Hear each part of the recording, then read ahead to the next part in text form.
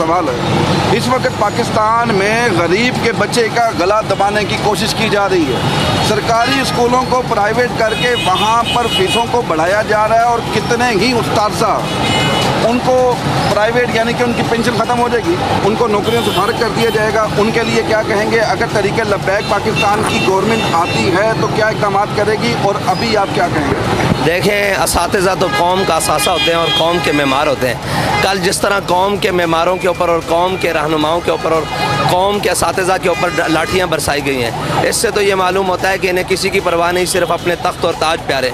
तो ये तैयार रहें कि ये लोग, मैंने कल छोटे छोटे स्कूलों के बच्चों के ऊपर रोड के ऊपर मार खाते भी देखा और अपने असातिज़ा की हिफाजत भी करते हैं। मैं उन ताज और तख्त रखने वाले सबको कहता हूँ कि तैयार हो जाओ। अनकरीब ये जिस तरह अपने असातिज़ा की हिफाजत के लिए निकले हैं ना, ये तंग अगर कौम निकल आई है, ये कहीं तुम्हारे ताज और तख्त को उलट के ना रख दे। जो पाकिस्तान के हालात हैं इस वक्त, वो मुआशी तौर पर हों, वो गरीब के हों, वो कमज़ोर के हों, वो ये बता रहे हैं कि अब इनको अपना क़िबला दुरुस्त करना पड़ेगा, वरना पाकिस्तान में लुटेरों की और इन बदमाशों की, वो चाहे पार्टी के नाम पर आएँ, वो चाहे किसी की गोद में बैठ कर आएँ, वो किसी के कंधों पर सवार आगे होकर आएँ, वो या अबूरी आएँ या निगरान आएँ, उनकी अब जगह नहीं है। अब कौम को उनका हक चाहिए और वो आपकी बदमाशों और अयाशियों को पाल कर नहीं दे सकती।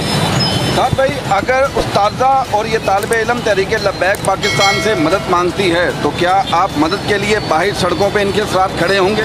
और हमने तो उनकी बिन मांगे मदद की। आज सारे असातिज़ा कोर्ट में पेश हुए थे, हमारे वकला पेश हुए थे और उनके पर्चे खारिज कराए हैं। हम तो बिन मांगे, हम ये नहीं देखते कि सामने मांगने वाला जब चीखेगा कि मेरी मदद को आओ, तो तब मैंने आपको पहले कहा कि अगर पाकिस्तान की हुकूमत होगी तो फ़लस्तीनियों को मदद के लिए पुकारना ना पड़ता। हम पुकार से पहले पहुँचने वाले। चलें, अगर पाकिस्तान तहरीक लब्बैक की गवर्नमेंट आती है तो यहाँ पर हालात चेंज होंगे। इसी के साथ अपने मेज़बान कामरान चौधरी को इजाज़त दें। अल्लाह हाफ़िज़।